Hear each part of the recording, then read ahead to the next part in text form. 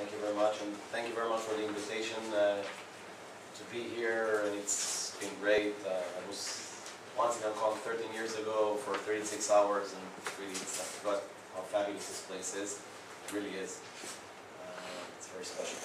So, I'm happy to be here as part of this IDS, and I'm actually an interdisciplinary scientist myself. So I was trained actually as a psychobiologist. And nowadays you'll hear about my research today. It's funny, it will go, today's the most recent research, tomorrow goes a little back to my past, and then goes further down to my PhD, and we'll try to combine everything together. So my PhD was about the reward system in the human brain, actually from psychology, but then my postdoctoral research I focused on risk-taking and other considerations of how to do good science, which we'll discuss a little bit tomorrow.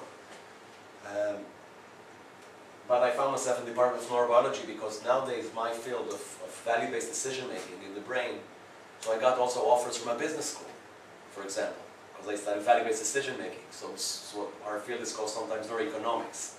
Okay, so it could be in business school, psychology, medical school, neurobiology. It doesn't really matter. Like all these boundaries, the old boundaries, they're broken now. And because this is what we study, this is what I study, which is the human brain. You can pass it around, you can feel it.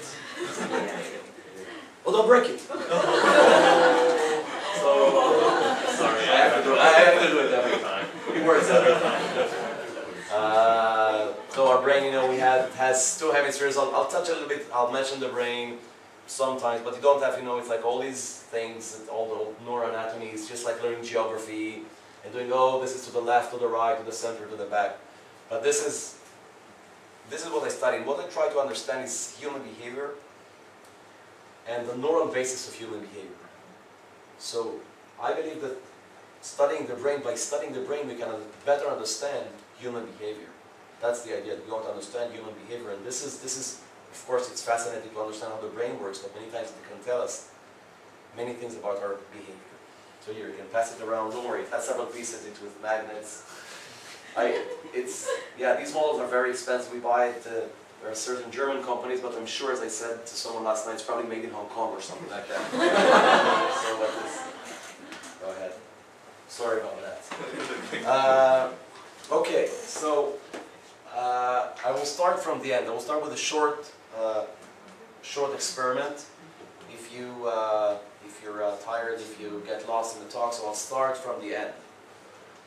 So now I need your participation. And first of all, my hosts have been so great, and I think very warm and open. So please feel free to stop me at any point and ask me any question or everything you don't understand. That's how the talks are much better when they're interactive. Maybe you're not used to it, but please feel free. Okay, so now a short experiment. The picture will present on the screen. This is not a native. You know what this is? An eggplant. You have everything here, I know. It's like, it's close to everything. It's amazing, really. But you need to say Tau. Tau is just short for Tel Aviv University. That's where I'm from. So after you see the red rectangle, okay? Only after you see it. You have to say Tau, okay? Let's practice again. Tau. Great. Okay? Now, you'll see an item, but you have to say Tau only after you see the red rectangle around it. Need one more practice or we're fine? Fine.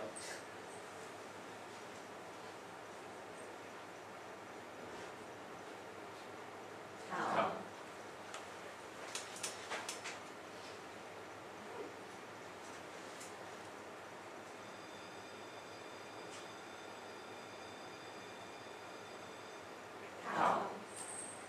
Tau. Well, yeah, that's from a different talk I give.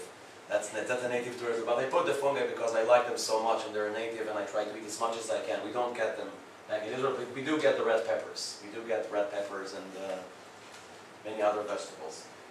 So what I do is a part of something now called science of behavior change.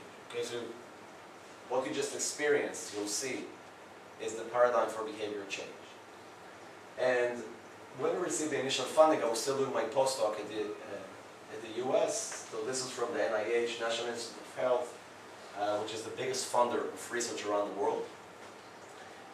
And they started something called science of behavioral change, which didn't really exist. So science of behavioral change had many scientists from psychology or economics, policy, or people doing addiction. And the reason they come up with this new science of behavioral change is that they can have this common fund, so they can put money in it.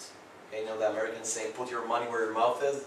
So they realized that human behavior accounts for 40% of premature deaths that can be prevented. Not all deaths, but the death can be prevented because that health-injuring behaviors such as smoking, drinking, drug abuse, inactivity, poor diet, poor medication adherence are all known to contribute to many diseases and adverse health conditions. And you know, really, it's behavioral change, so many things that we can change that encompasses something we can make better to our life. Actually, the second round or the third round of funding was around poor medication adherence. And if you think about elderly people who need to take drugs, they take many drugs together. And they cannot confuse these drugs. And they have to remember to take them on time. You know, the small boxes to take the pills. And that actually causes many deaths in the US. Not only, but of course, like they focus on the elderly population there, and now they're thinking about new ways to help people. So behavioral change is trying to do an applicable science. Take principles we know from learning and psychology and other aspects, that's my expertise, and try to see if we can apply them and develop new interventions. And unfortunately, what they say, there are still few effective approaches to adopting and maintaining healthful behaviors over time. And validated approaches have not been widely adopted. So it's unfortunately for society, but it was fortunately for us, because then we could get our idea funded. Okay, that's how it works. We can come up with a new method of behavioral change. By the way, if I'm standing here, it's okay for the camera? You sure? You want to tell me if I should move too much, or it's okay? I'm very flexible, so whatever you guys. So here's a good example. I want to show you a beautiful example of behavioral change. Okay?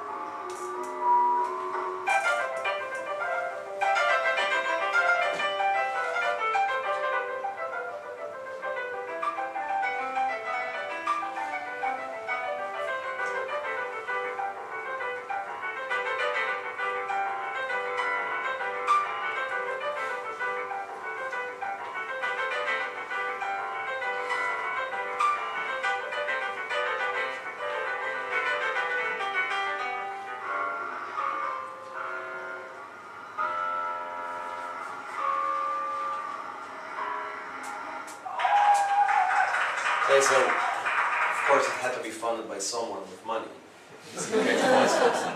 But I think this is what we're striving for. When we're thinking about new interventions of behavioral change, this is what we want to achieve. We think of a new, innovative idea to change behavior. But of course, Wolfgang didn't just go and do this for the entire world and all the staircases. But I think it's really that's the angle, to think about new ways to change behavior. And so the challenge, many times I show this because we started it off with food, you'll see, so the obesity rates, these are for OECD countries, you see USA is here. Actually now Australia has passed the USA, and Now I think China, the mainland, which is different, it's really getting high obesity rates. Okay, this is the westernization, the modernization, the processed food, not walking, and I hear that now you have insurance companies that have the Fitbit to make you walk, and it makes you healthier, you pay less. So last night I told it to someone, he says now, yeah, there's now an industry of walkers that put Fitbits on their arms and walk for other people or something like that. I guess it's like the counter, whatever, or well, you know, you can do like this and it adds 4 steps. You can try it. But when people think about behavior change, so it's really a big problem. But it's not only obesity, it's many other problems to think about to see if we can challenge with behavior change. So I like to use in my talks this sign, which is very typical American. It was in my neighborhood when I lived in Austin, Texas, when I did my postdoc, the last part. And it's Premier Lady Fitness and Spa. It says, the sweat, the devotion, the time, it all pays off. You know, they're trying to inspire you. Okay, it's a gym. What is the one thing they're not mentioning? The price? Yeah, it costs money. It costs money. I actually went inside and I asked her, how much does this cost? And he told me, sir, you realize it's Premier Lady. He said, yeah, it's for my wife. She's in the car. But it's, but actually what they're suggesting is that they have a solution for people who want to work out and want to be healthier. They said, the sweat, the devotion, time, it all pays off. So they said, okay, we have something for you. You put the effort and at the end good worth to you. So we share the same idea. We want to induce a behavioral change. And the starting goal, the starting point of this, maybe I should use this microphones. You know if it's working? Is it working? Try this on.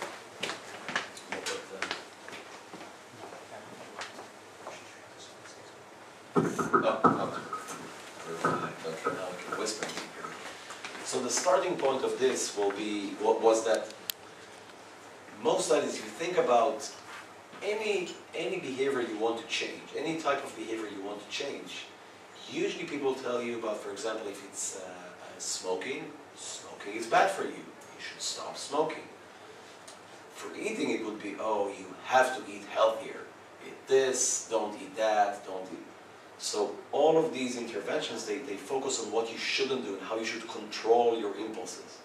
But the typical trajectory of an intervention, and this comes from a review from 1988, and believe me, nothing has changed since then. There's many graphs. So on the x-axis here, this is time. You start a treatment. On the y-axis, the vertical one, this is weight loss. So you see, end of treatment, 6 months. No problem. People lost a lot of weight. But 2 years into the future, they go back to baseline. If their exercise just takes a little bit longer. So what you see here is this typical sinusoidal shape going up and down, up and down, up and down, up and down. And that's a problem. Because if you use willpower, that will last a few months. Okay, 6 months, great. You can stop eating bad things, but then you can't take it anymore. There's a term from social psychology called ego depletion by Baumeister. And he mentions the idea of that when do spouses fight? No, when I mention it in the audience, it's nobody fights. Okay, when do you fight with your kid? At night. And why is that? Because all the day you were busy at work and controlling yourself. When do people break diets? Mainly at night. When they're stressed, when they're traveling.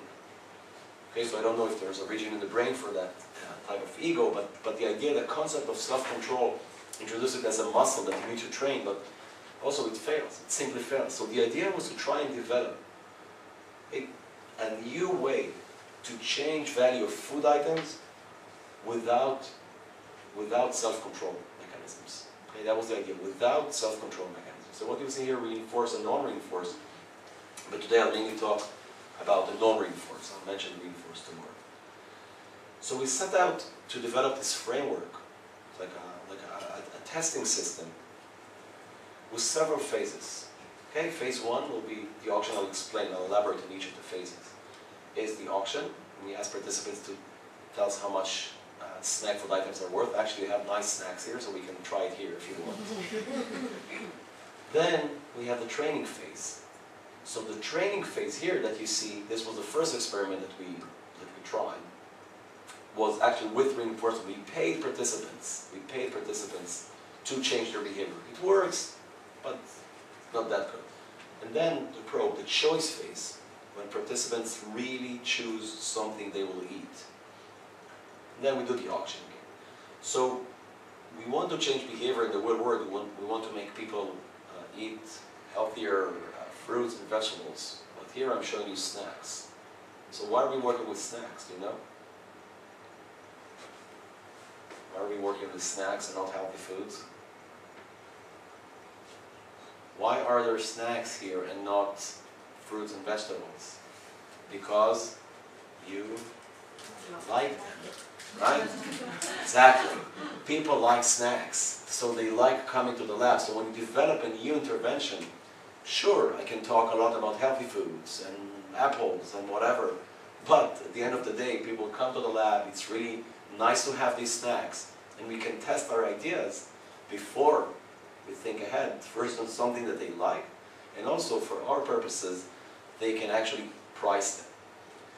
So the first phase, this auction, is a well-validated tool from economics, where participants, we ask them to fast for 4 hours. Okay, we ask them to fast for 4 hours, and then they come to, so they can drink water, and then they come to the lab, and we give them either $3 US, 10 Israeli shekels. We give them money. Then we tell them how much each item is worth to you. And then, because these items, so we choose items that have a similar price at the store. So we don't ask them to tell us how much that item costs at the store, but how much do you want it? And at the end, there's an auction. The computer just draws a number. So if the number a computer draws is like $1, and you put $2 on the Snickers, you'll still pay $1, but you can buy it, and you're hungry. So it's a pre-validated tool from economists from the 60s, really nice, so we didn't develop it. What it allows us to do is that to have a ranking of the items, So for example, these 4 items, for this participant, the M&M was higher than the Snickers. Let's say these are higher items, and these chocolate chip cookies and the Doritos were lower. So again, so we first of all, we make sure that all of our participants, they like snack food items. Turns out there's like the weird 10–15% of the population, even in the US, even in Israel, I'm a student here as well, they don't like snack.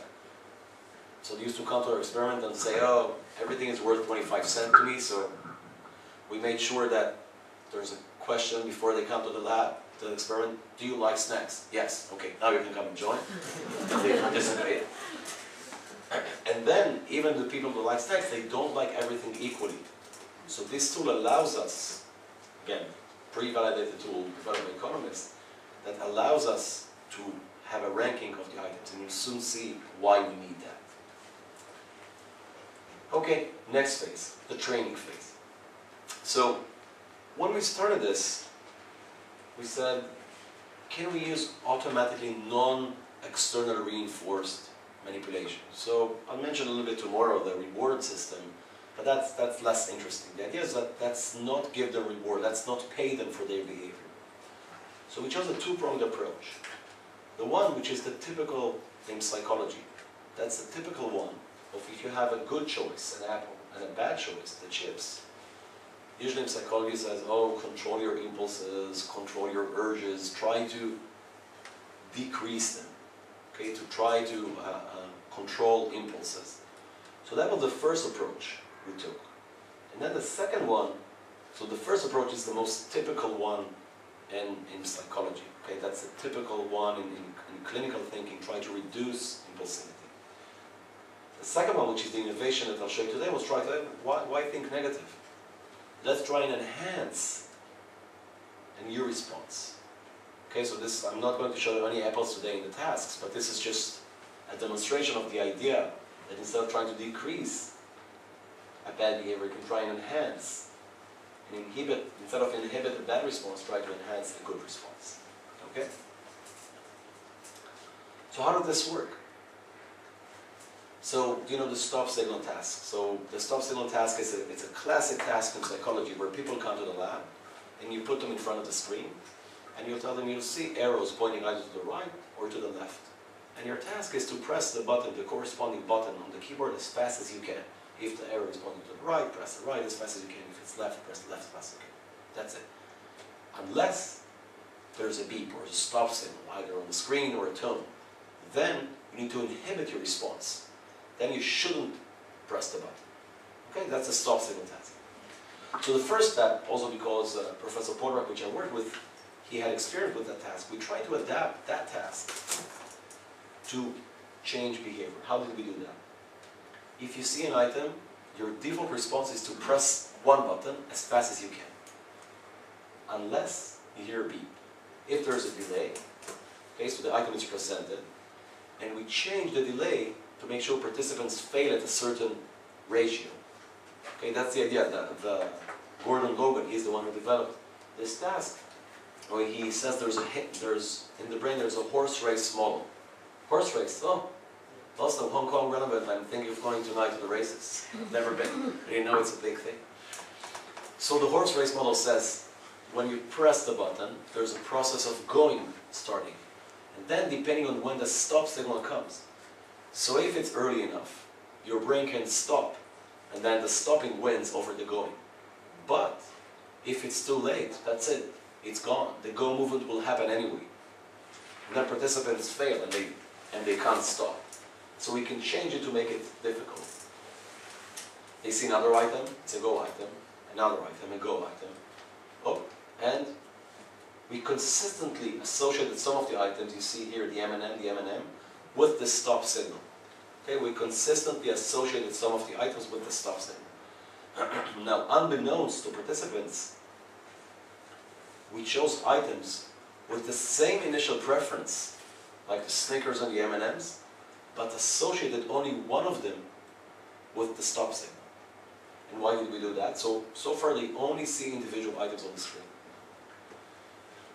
So we chose 8 go items, 8 high items, and 8 low items.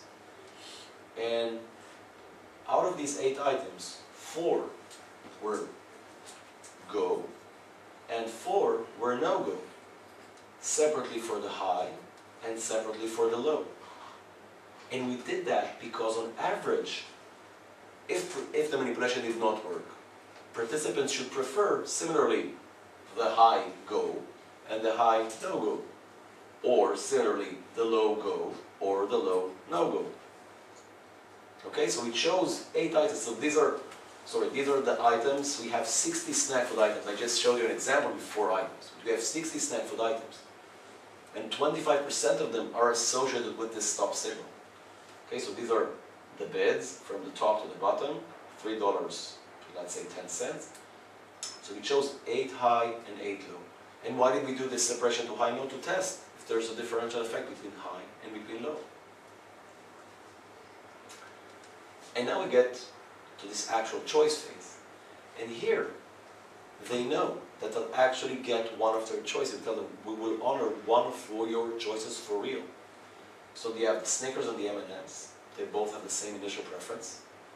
If this would work, then we expect them to choose more the go, right? Because we expect them to avoid, okay, if they press for all the items, but then they hear the beep, the stopping, oh, don't go. So we hope it will translate to the choice of choosing less of the no-go. So Verbruggen and Logan that developed this, so they have shown that if you train someone for this trained inhibition, automated stopping, okay, stop, they did it with many items, for example, faces of male and females. So you press male right, female left, and you're trained to stop for some of the faces. But then you switch the contingency. An item that was previously stop now becomes a go. And what they found is that it creates automated slowness, meaning if something was trained, so we train for 40 minutes as a stop and then you make it a go, then now it will take you longer to press the button for a go. Okay, if it was stop and now it's a go, it will be slower. But we were not able interested in showing that effect. Because in the real world, you're not interested in, when you open the fridge, will someone, reach out their hand really slowly to the cake? No, that's not what we're interested in. We're interested in trying to influence choices. We want to make them to choose something different, to stop choosing that item. So it's separately for the high and separately for the low. So we hypothesize it will work for both the high and the low. Okay, so before we run a study, I presented this at lab, and people would say, "Oh, why would it work for the low? In this case, it will only work for the high. You'll all be able to decrease. These are too low." Okay, so but we are empirical scientists, so we test our hypothesis. We also have an eye tracker. While participants are doing the test, this is still in Austin, Texas, but now I have it back in the lab in Tel Aviv. And this is how the lab in the US looked like. Okay? We really had all these items. This is no joke. So when participants come to the lab, they know, they see before the experiment, they see that we have these snacks. And when they will finish the experiment, based on what they chose, this one trial or the auction, they will get that item. It's very important that they know we're not kidding around. Okay? It's very important. Of course, there are incidents, when a new research assistant comes to the lab, suddenly you see them on their table, eating something, and it's like, it's the US, you have to be very careful. So I asked my research assistant, like the one in charge of the whole thing, "Hey, Ashley, can you please go and tell them it's not for the RAs?" So yeah, they thought it's just for the poor RAs that they have to work long hours.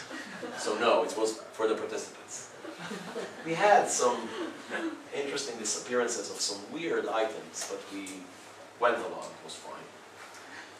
Okay, so now let's see the results. Did it work? No, it didn't. Nothing, Jack, blah, blah, blah, talking to you about this new task. But this is science, right? This is science. You run the experiment, and it's not working. So what you see here, this will be the type of graph you'll see until the end of the talk, of the blue are the high, go versus stop. The red are the low, go versus stop. So we're doing the comparison within the same category. Okay, many times I get the question, why don't you get high versus low? First, let me test within the value category and see if I can change it there. If I can't do it there, why would I change it in between? On the y-axis is proportion of choices of go items. So the important line here, this dashed line, is a line of chance. Because the way I showed you, we created these pairs. If the manipulation did not work, they are supposed to be indifferent between the two items based on their initial auction. It's the first time we showed them pairs. And as you can see, it didn't work. Okay, the manipulation is not working. So at least you see that our matching procedure, creating the pairs, is working. Manipulation is not. We are very big on replicating results, so I replicate it again. Okay, this is longer training. This takes 40 minutes. When they see all these 60 snack food items, 25% they have to stop. Now 16 times, 50 minutes, not significant, not working. And if you're thinking to yourself, "Hey Tom, this is actually in the right direction," but it's the opposite direction. Because these are go items. These are go items, meaning that they're choosing, it's not significant, so it doesn't matter, but if anything, they're choosing more than no-go items. So this didn't work.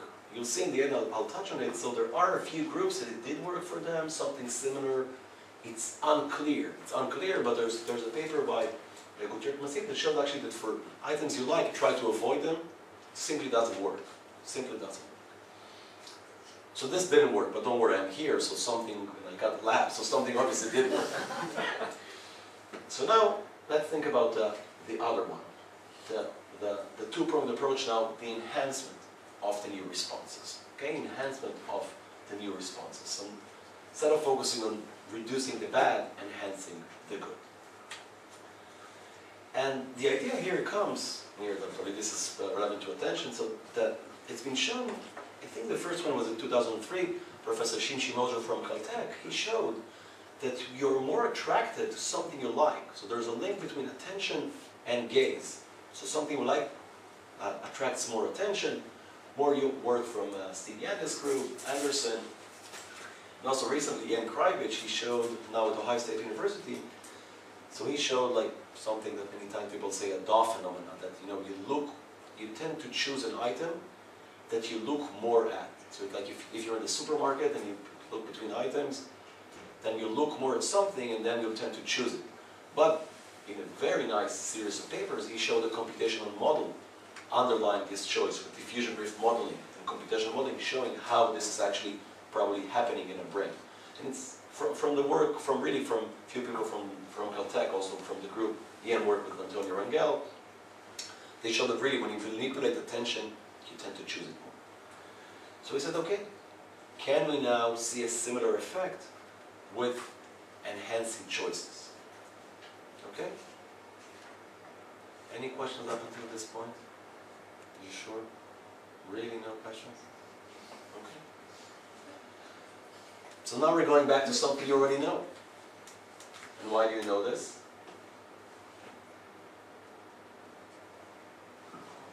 Okay, let's do this again.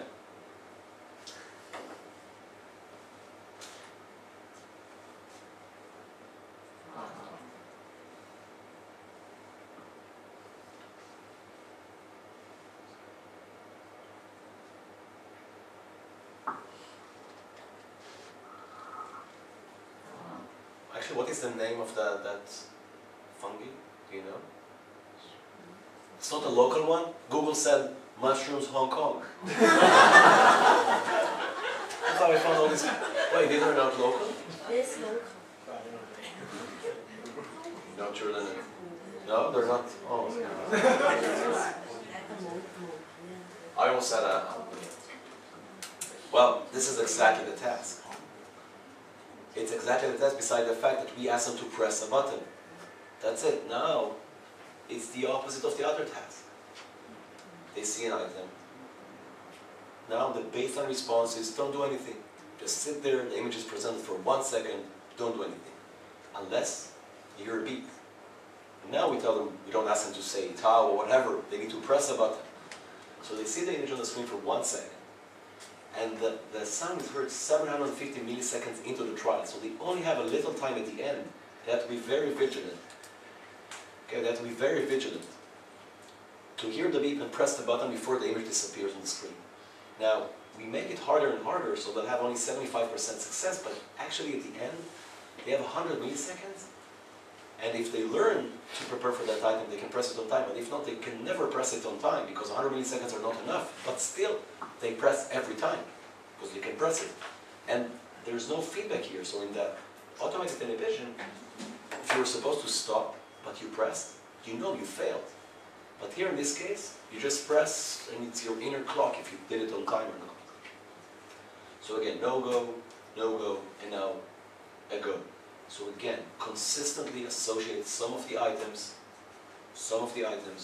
with the go signal. Again, unbeknownst to participants, 2 items, they prefer the same, but of course we have 60 items, you saw the procedure. One of them is associated with the signal and one is not. Now, to be honest, the reason I started doing this task, so I show you now with attention and everything, it was inspired actually, I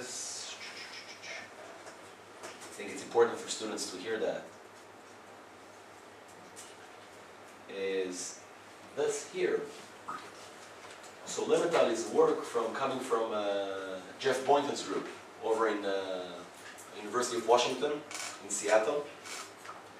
And his work and also work by Kenneth Swallow and Young, they had an effect called attentional boosting. You can enhance the attention or it enhances the memory for items that you see. And he gave a talk at the University of Texas in Austin. And he mentioned this. I didn't even attend the talk, but I heard afterwards what was the talk about. And when he said enhancing items, I told my boss, I said, you know what? I have this code of what you just saw, the attention, the inhibition, the automated stopping, that didn't work. I have the code of this task. And I told him, while this was still running, we didn't know it will fail because we were sure it will work. This actually appears in the grant. But you know what? I have a code. Why don't I just take the code I coded in MATLAB and I reverse the code? And instead of stopping, I'll try the going. But besides training, everything is similar. So you see the choices, they're similar. And actually in my codes, that my students, I gave them my students, oh, this is really confusing. We call it automated stopping or inhibition. Why is that? Because when you're a postdoc, you want to publish, and everyone wants to publish, and you want to do it in the minimal effort possible.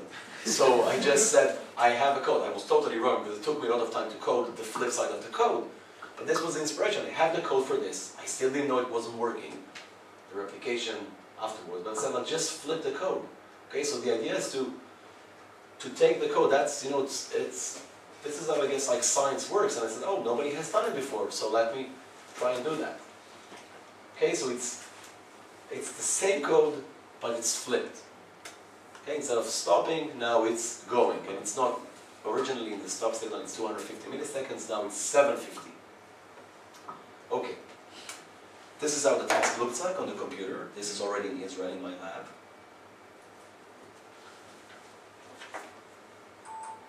So you heard the beep. Look at my student's finger. There's another one coming now.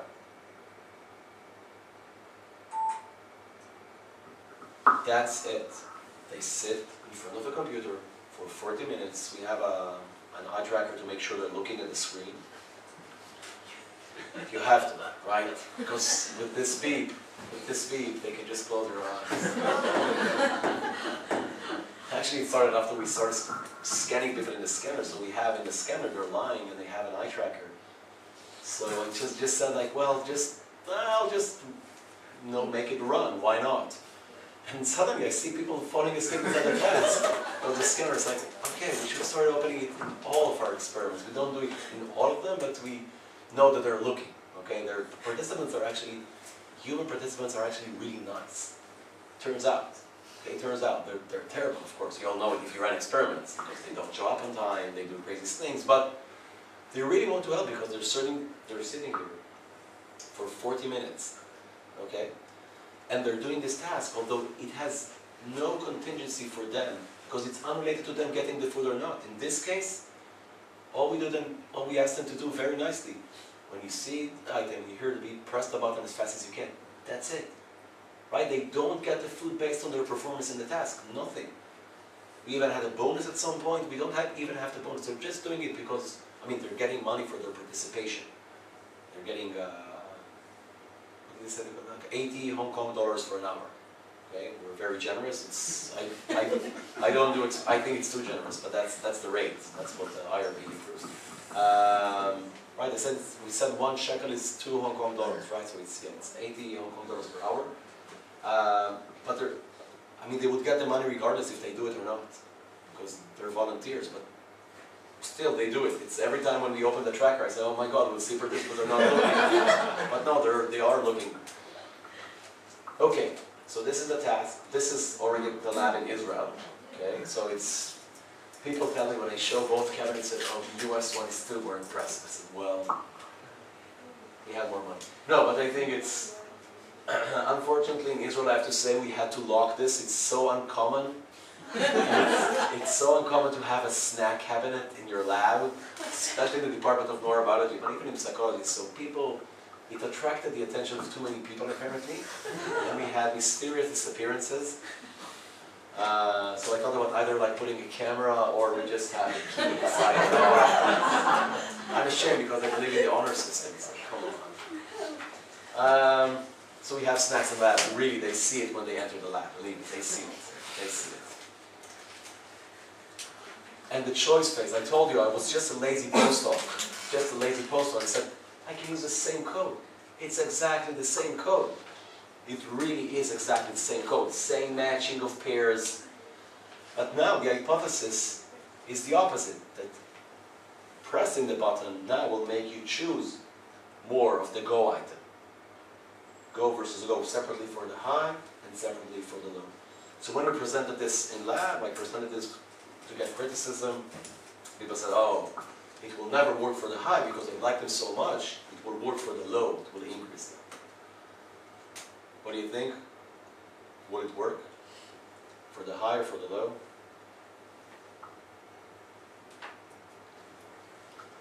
I'll just sit until you make the decision.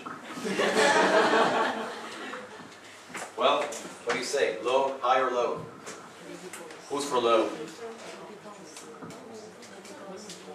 Both, high and low? You think? Only high, only low? Back in the back row, what do you think? High or low? I know you, so I feel free harassing you. High. High. Oh, you read the paper? Okay, first sample. First sample, we got the results while we had the first failure of that automated inhibition. Same graphs, right? High, go versus no-go. Low, go versus no-go. 12 repetitions, 40 minutes. This, again, line here of chess. So they chose about 63% of the times the high value item associated with the go. So for each item, so we have these 4x4, so we have like 16 choices, repeat them twice, 32 choices. On 60-something% of the times, they chose the item, they previously heard the beep associated with the button. So now, during this phase, there are no beeps. Okay, nothing. They just see pairs of items, and they know that one of them, they will get one of these items. One of their choices will be honored free. They don't know which one. So they would better choose the item that they prefer. And it was working marginally for the low items. So at this point we got the failure from the other experiment, so I said, okay, we need to replicate this. So now we made the training shorter, 30 minutes. Okay, high, go versus no-go. Low, go versus no-go, not working. Now we made it longer, 50 minutes. High is working, low is not working. So I was chasing here, besides the replication, I was chasing the effect of the low to see how can I get the low effect. But sometimes we do, sometimes we don't. And this is our scanning sample. Now we didn't. So across all samples, the high is always working. Since then we have probably 15 more replications. So the high is always working. The low sometimes works, sometimes it doesn't. But we always have this differential effect of high versus low, which turned out to be a nice, important effect, that it's differential. Because if not, you know, what's the major threat on human experiments? What's the major threat that participants will do what? What explains many of the phenomena in psychology? Which one? Demands characteristics. Exactly, thank you very much. So demand characteristics that they're trying to please me. So although we asked 100 participants, what did you do? It says, 25% said that we try to avoid what you try to do as our automatic tendency to press the button. But it doesn't mean anything that they report or not report.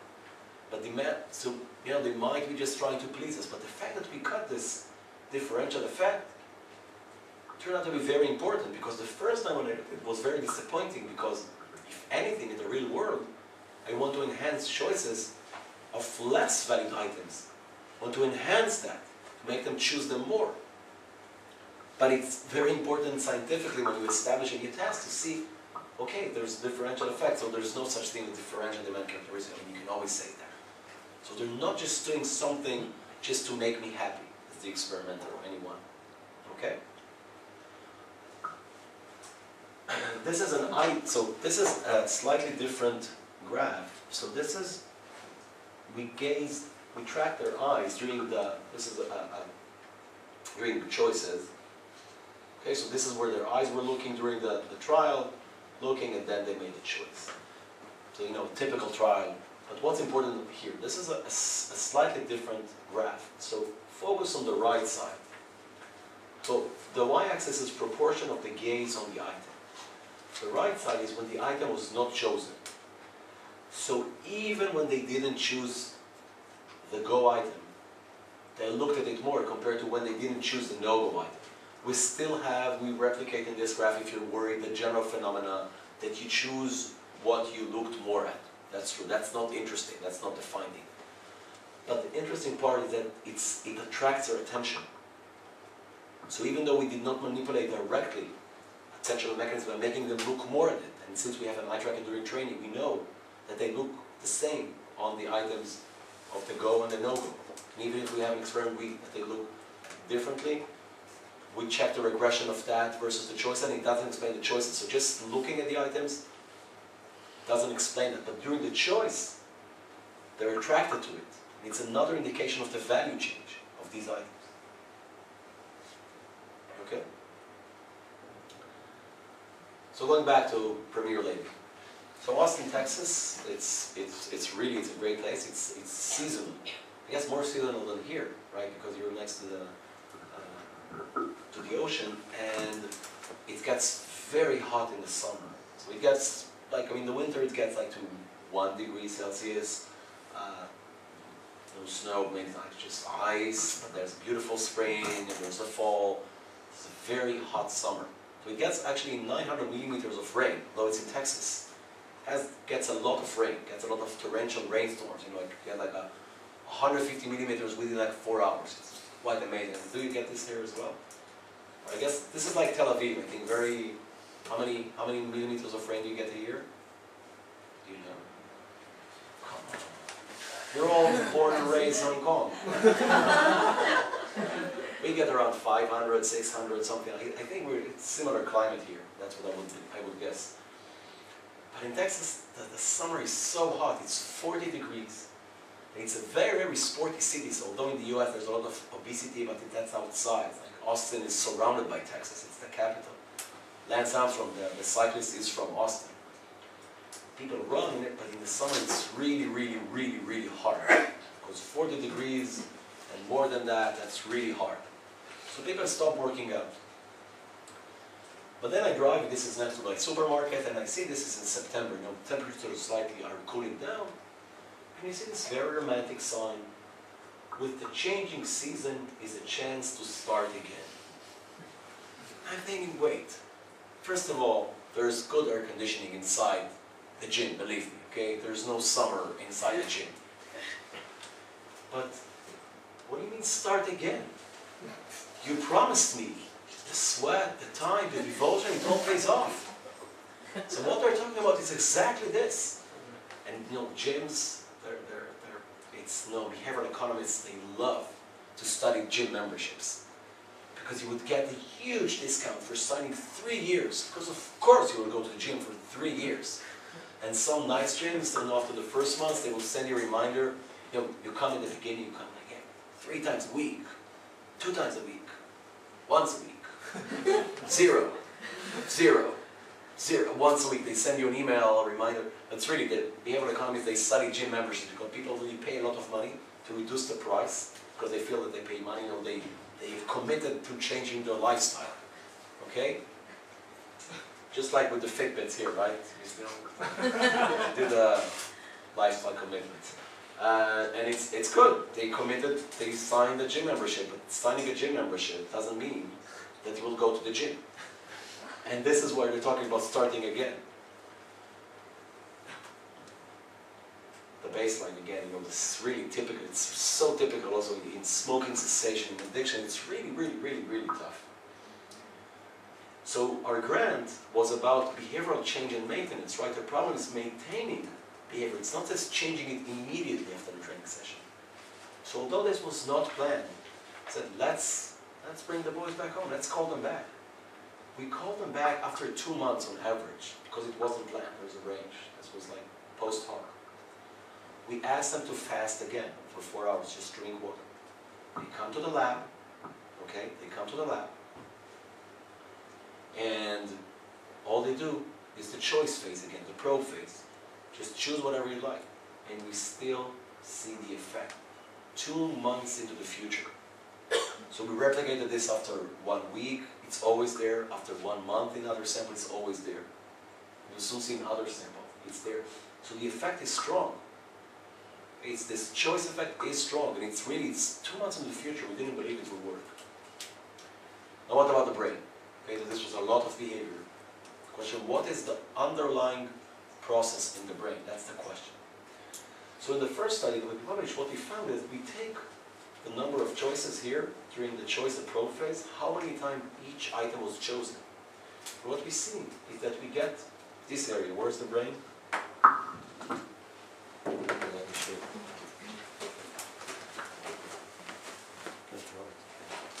I have all the pieces here. Nobody took the hypophysis. Wait 1 second. You're good, right? Yeah. Just say it. It's the second safest city I know in Asia. I never do this in Israel, by the way. I never give out my brain to anyone. Okay. So this is a mid-sagittal slice of the brain that you saw. So two hemispheres, you cut it in the middle. This is a mid-sagittal slice. And this is exactly what you see here. So this is the cerebellum. This goes down to the spinal cord. And this area here, the ventral, stomach, ventral medial, because it's medial, prefrontal to the frontal cortex. You know, this blob here is what separates us from most animals. That's where the high-level thinking is. And this region is considered to be the value region in the brain. So what we see here is also a neural signature of this value change. Okay? This is a neural signature of this value change with increased functional MRI activity. So the functional MRI here, it's a correlation between the tasks. So they're doing this task while they're lying in the scanner. I'll touch on this tomorrow about this revolution. I'll do a short primer on how does fMRI work, functional MRI work. It's really revolutionized psychological studies, our ability to study behaving humans without harming them. There's no harm in MRI. So they're lying in the scanner, they have the joystick, we can track their eyes. We can do exactly the same task we're doing outside. So everything my lab does, we do it first in my testing rooms in the lab, and then we take it down. We go 4 stores down, we have an MRI center, and we scan them on the same exact tasks. So this was a nice neural signature of this value change, and this is limited to this region of ventromedial prefrontal cortex of go versus no go, only for the high, only for the ones that we saw this change. Okay, so that's what got this paper into Nature Neuroscience, that having not only the behavior change, but also the neural signature of this behavior change. But what this doesn't show is actually what is the mechanism. Okay, so because this is when the choice is happening. So when we try to compare the training, the items at the beginning of training and at the end of training, we found no difference, because it's such a low-level activity of just seeing the items and pressing the button. Okay, sure, so we can see motor regions of like the pressing and not pressing, but we didn't find anything during training. And I think this is where I cut off the talk, and I say, okay, this was still done through my postdoctoral studies in the US, but since then, in my lab in Israel, for the past year and a half, I've been working trying to understand this mechanism, this new task of behavioral change.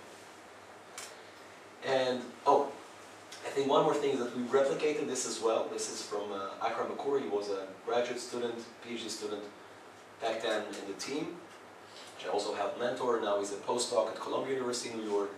So we have another sample that we replicated and we scanned in the scanner, and we see the same region again. So it's replicated. In this case, it was for the low items, because in that sample we also got an effect for the low items.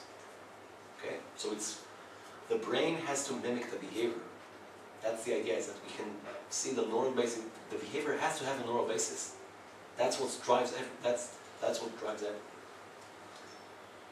But still, what are the mechanisms? So in this study, we actually did find an effect. Also, maybe because we had more statistical power, because we had an effect for the low as well. So we saw engagement here of control regions, of lateral control regions, lateral prefrontal regions, when they're making the go response. Okay, so what we do is that we take the number of times they chose it later during the choice. So during the training, all they do, they see the items, they press the button, right? They're not making any choice.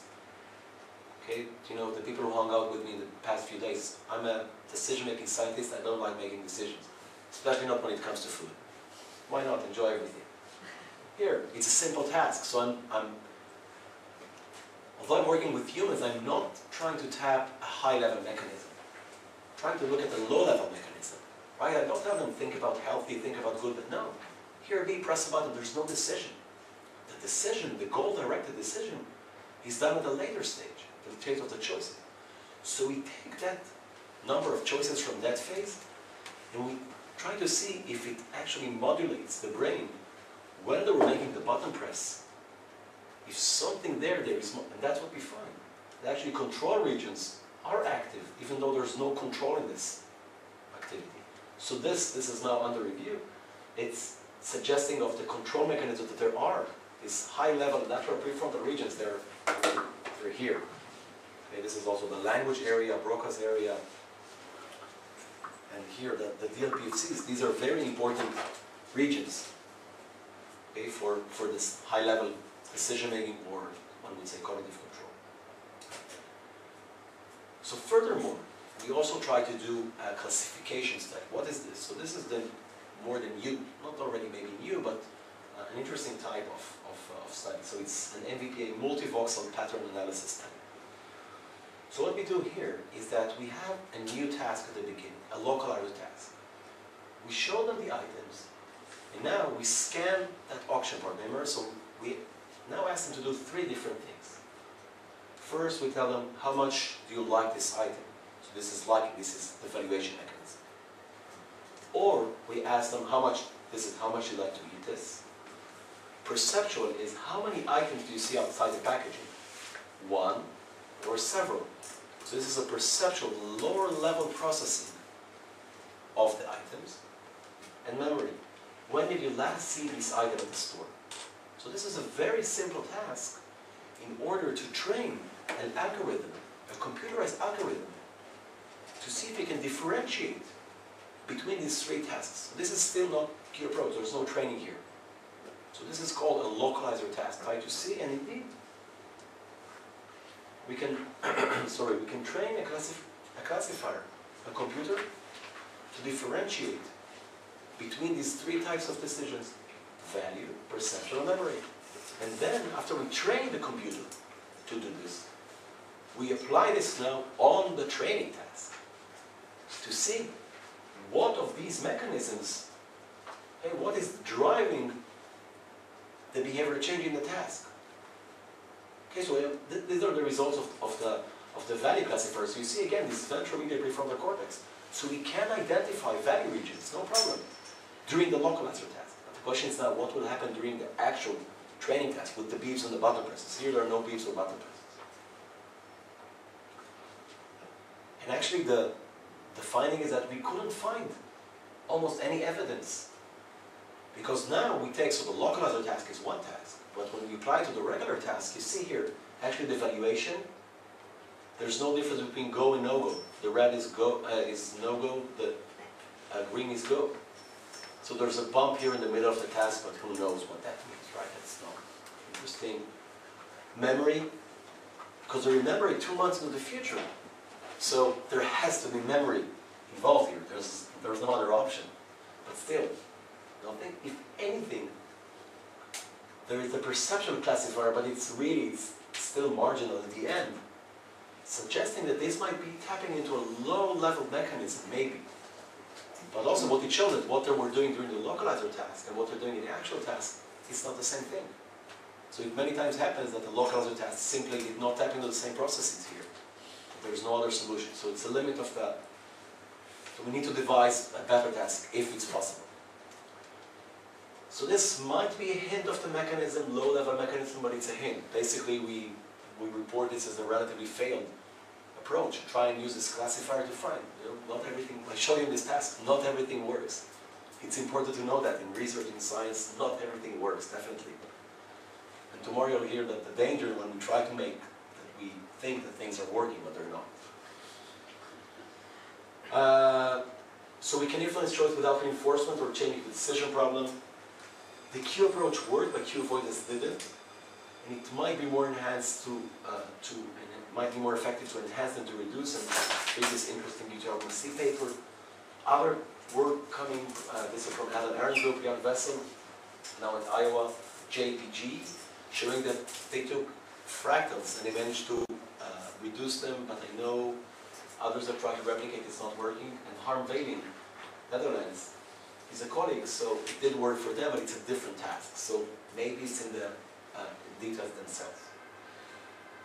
So other work we did, so this is already in the original paper, so when we had participants sit in the lab and just hear beeps and never press a button, It's the worst experiment I ever ran because they sit there for 40 minutes. Of course, we have the eye tracker open to make sure they're looking, but they're not doing anything. And we actually had one participant who said, I can't take it anymore. Because it's really boring. Okay, it's really boring. You hear that. What are the beeps related to? Beep, beep, beep. So that didn't work. And I'll show you a few other examples we did of also what didn't work. When we reduce the item set, we get a larger effect, getting up to 70% choices, which suggests it might be still related somehow to memory. So what we suggest is probably to modulate the attention and value region somehow between. Okay, so continuing to see what can we tell about the mechanism. So now in my lab in Israel, in the imaging center in Israel, what we're doing is we're not scanning the training. So we have this complicated protocol. We do the rankings, and then we scan them before training, where we just show them individual items. Then they do the training outside in our imaging center, and then we bring them back, and we scan them again with functional MRI and DTI. So DTI is a technique to try and track white matter. It's called diffusion tensor imaging, to track white matter changes. But a colleague of mine was the head of the imaging center in the department. He found, or Professor Yaniv Astaf, he found that actually we can see structural changes in humans within an hour. So he liked to tell the story that when he was a child, he played a lot of computer games. He played a lot of racing games. And as a scientist, he wanted to show his parents he didn't waste that time. So the study that he did, it's published in Neuron in 2012, they scanned participants before. They got them out of the scanner. They made them play the computer game for an hour and a half. And they put them back in the scanner.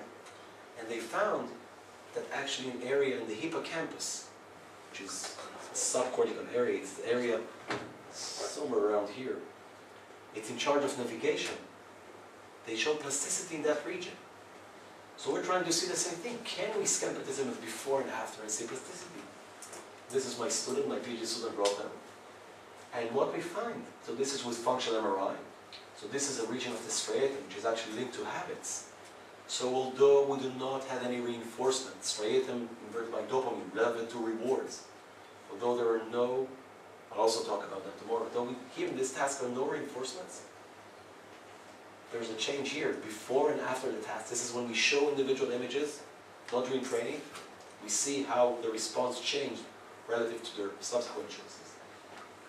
And here, you see an area of the hippocampus. You see, it's small, but it's there suggesting that there are probably memory mechanisms involved somehow in this task. So this is only on 10 participants. We're supposed to get to 40. We're also scanning them a month later now. Now we are bringing them back a month later to the scanner. We haven't done that before.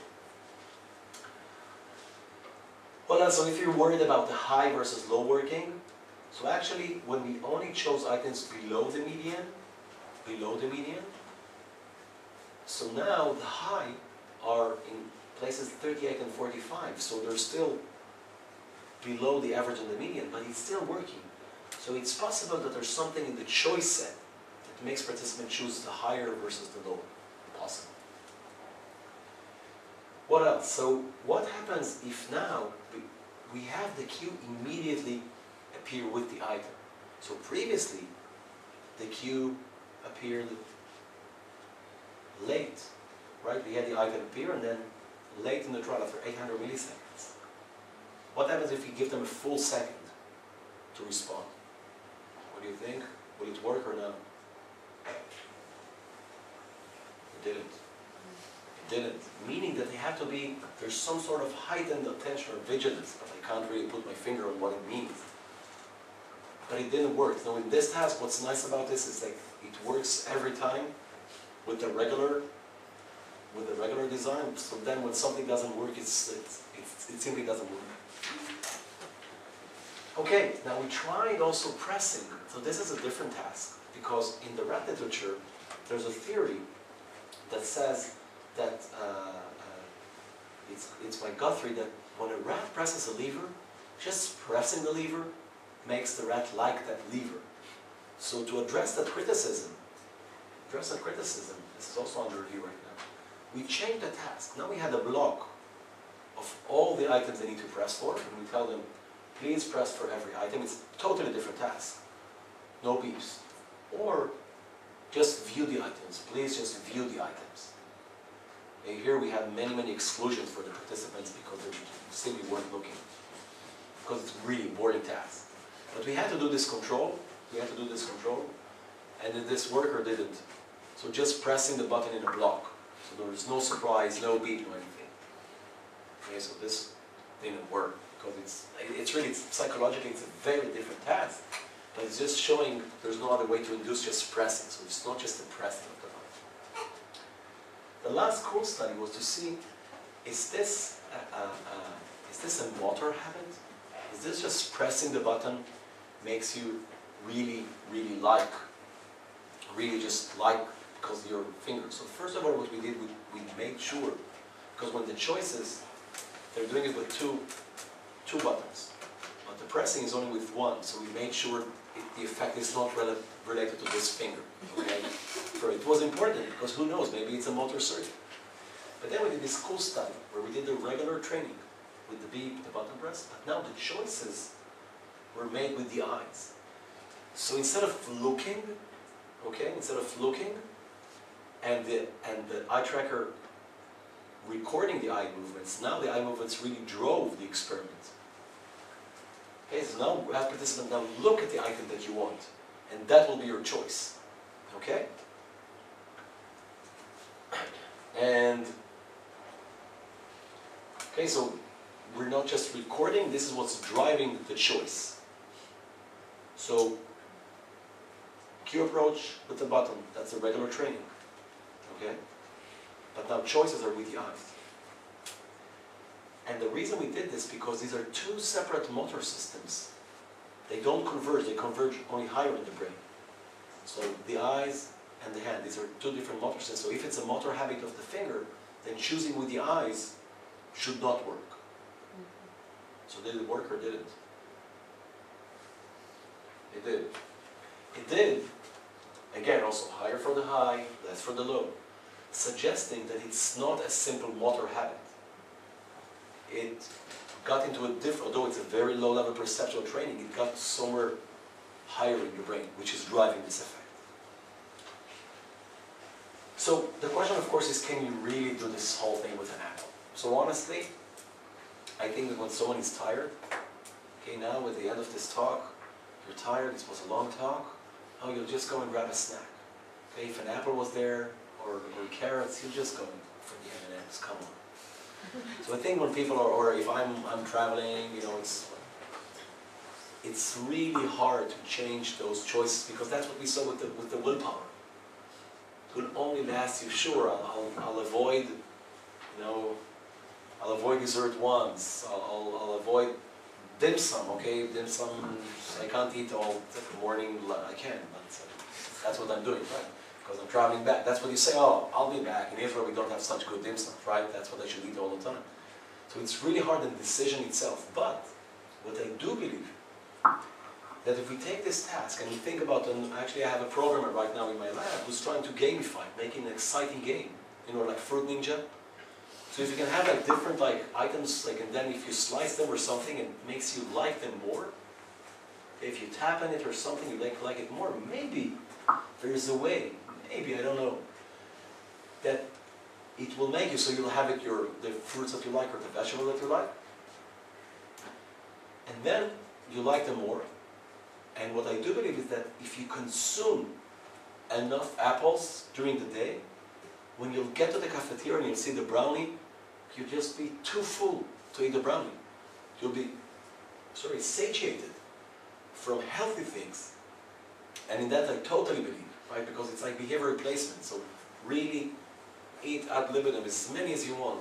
Healthy things, and then when you get to the unhealthy things, you just won't have, you know, like you just won't be able to eat them so much. I mean, although, as my kids said, there's an auxiliary tank for dessert. but it's, you never know. And actually I want to say that for this task, so hardworking, a colleague from the Netherlands, he took this task and he did it with fruit and vegetables, and it's working.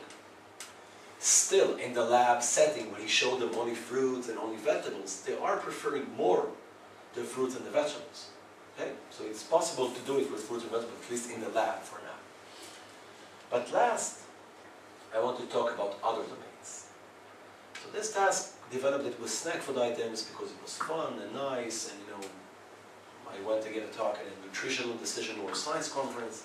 But I think it's a very basic mechanism. If it's a very basic mechanism, why can't we apply it to other domains? And this is why in my lab, so this is my student Tom Solomon, we applied it to faces. So now we can't ask someone how much do you want willing to pay for a certain face. I don't have actors in the lab, but we develop a different choice tool, a binary choices tool, okay, binary rankings, that we're able to rank faces, unfamiliar faces. And then we do the regular Q approach, and then we do the probe. Okay, and this is how it looks like.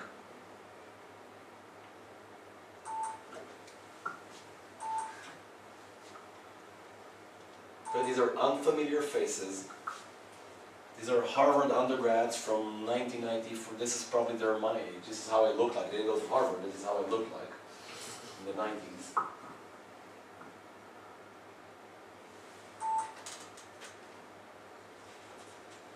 You saw, it's the same thing. There's a beep, there's the button press, no feedback, no reward, no anything.